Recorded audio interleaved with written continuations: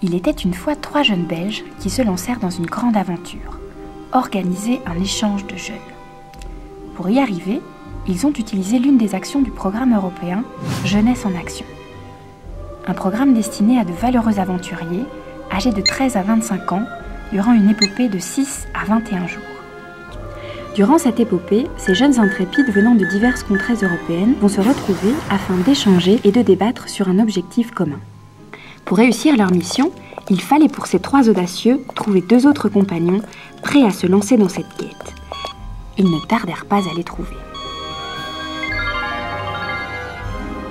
C'est alors qu'ils rencontrèrent sur leur chemin leur guide de l'ASBL Koala, qui est une association de maîtres en animation qui aide les jeunes à trouver leur salut.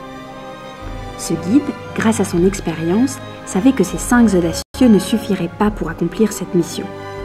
Il fit donc appel à d'autres imprudents à travers toute l'Europe. La Lettonie, la Bulgarie, le Portugal et la Hongrie répondirent présents à cet appel. Maintenant, ils étaient 30 à se lancer dans cette croisade. Ensemble, ils décidèrent de leur mission, sauver les sentinelles de l'environnement. Pour y arriver, il fallait qu'ils construisent un spectacle de marionnettes, mais pas n'importe où, au pied du tombeau du géant à Botassar-sur-Semois, juste à côté de l'endroit où a vécu le preux chevalier Godefroy de Bouillon. À ce moment-là, il leur fallait franchir leur première épreuve, trouver des subventions. Pour cela, ils ont dû écrire un manuscrit dans lequel ils ont inscrit toutes les épreuves qu'ils devront surmonter durant leur épopée. Des épreuves telles que parcourir 16 km en kayak dans les rapides de la Semois, faire la traversée en vélo des Pics Ardennais, ou encore survivre toute une journée dans les forêts enchantées de la vallée de la Semois en finissant sous une tente autour d'un feu de camp. Leur odyssée leur fera également traverser des villes telles qu'Anvers ou Bruxelles et ses institutions européennes.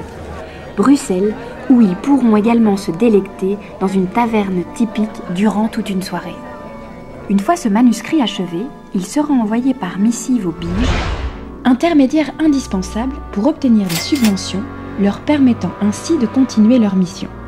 Le BIGE enverra également une missive. Si la réponse est positive, la quête continue. Si elle est négative, fin de l'aventure pour nos jeunes audacieux.